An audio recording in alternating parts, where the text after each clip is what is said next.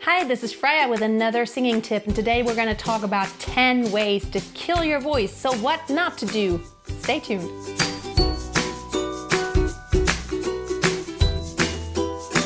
It's bad for your voice. Singing too loud over a prolonged period of time. I see this happen a lot when students sing with a band or with other musicians together. They keep turning themselves up, but the mic is not turned up, or you just are buried in the music, and so you keep singing loud to the limit, and that is really gonna kill your voice. It is very hard in your vocal cords to go on 100% volume the whole time.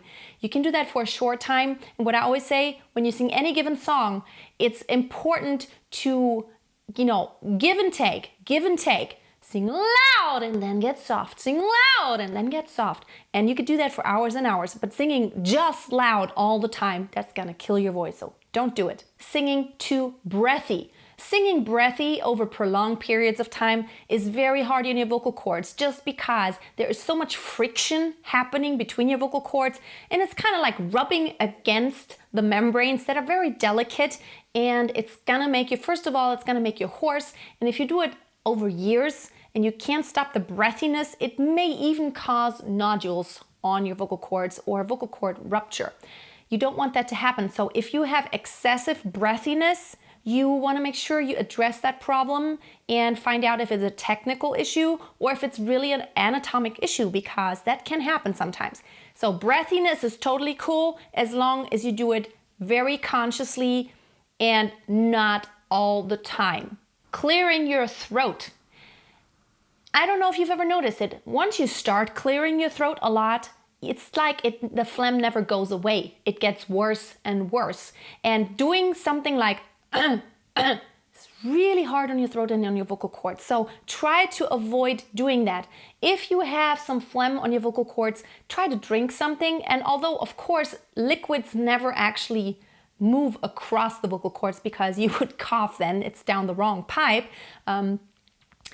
You still, just that motion of swallowing sometimes can help clear your throat. So always have a bottle of water with you. If you have the feeling there's something in your throat, there's some phlegm or mucus that's stuck there, don't keep on clearing your throat because it's very hard in your vocal cords, and it's just like a chain reaction. It just makes it worse. And you are sure that there's gonna be even more phlegm and you're gonna start getting hoarse after a while. That is kind of, it goes without saying, but there's still a lot of singers who smoke. So do not smoke.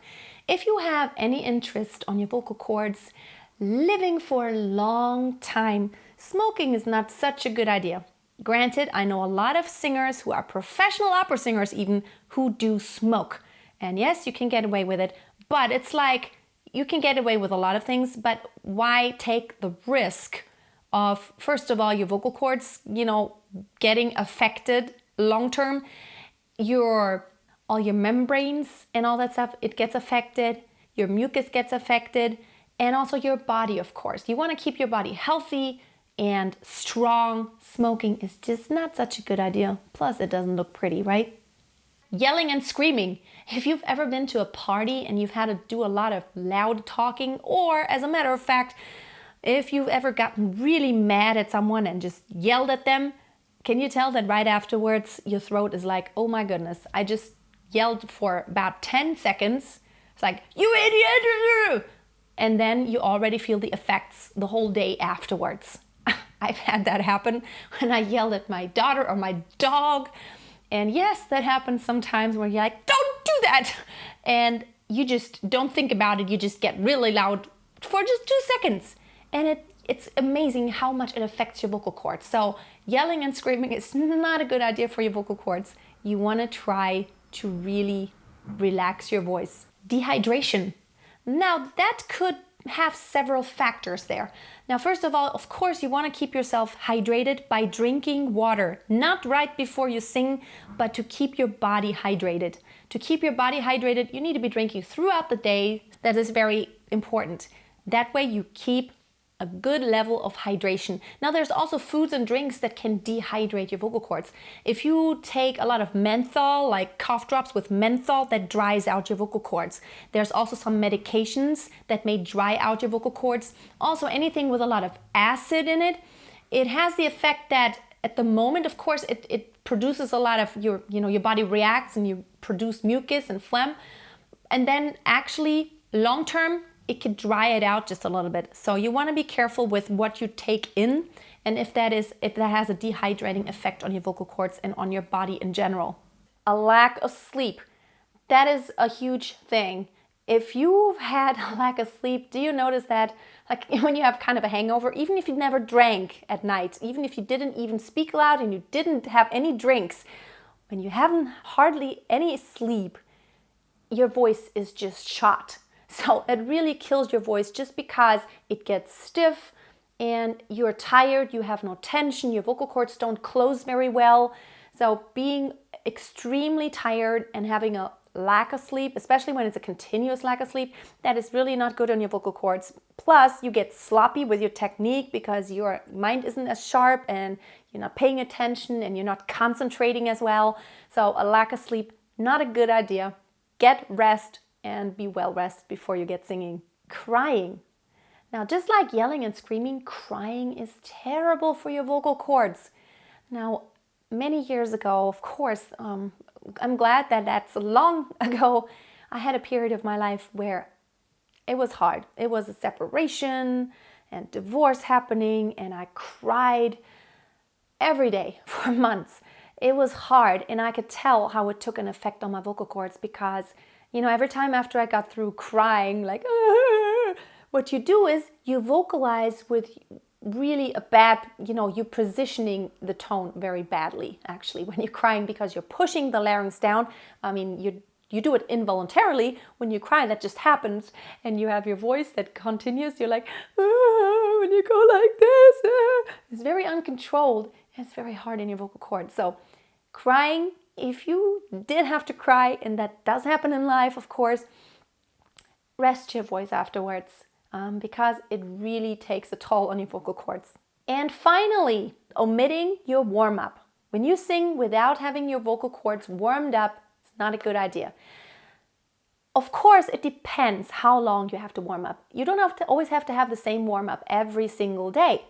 You may already have had a lot of physical exercise, which means your body is actually warmed up and there's circulation going on, and your vocal cords also are part of your body.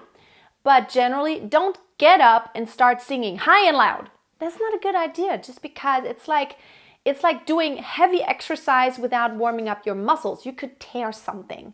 And while the vocal cords don't tear easily, you can make yourself hoarse for days. And if you continue that, if it's really bad, you may even really do some damage to your vocal cords, and you want to avoid that. Always do a gentle warm-up, depending on, of course, what you've been doing all day long. If you have already sung or if you've already, talked, that qualifies as somewhat warming up. But remember, the higher demands you put on your voice in the songs you want to sing or in the vocal workout you want to do, the better you have to warm up. It's like any athlete. If you want to do really heavy exercise and really, really strain yourself, you were going to have to do a very good warm-up.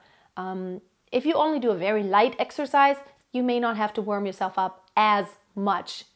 So keep those things in mind to save your vocal cords and to not kill your voice. You don't want to kill your vocal cords. You want to sing when you're old and gray. You want to still sing just as well and just as easily. Your voice will continue to change throughout your life. That is absolutely normal, but it doesn't have to change for the worse. Make sure it changes for the better, and that way you will have joy using your voice for the rest of your life, speaking-wise and singing-wise.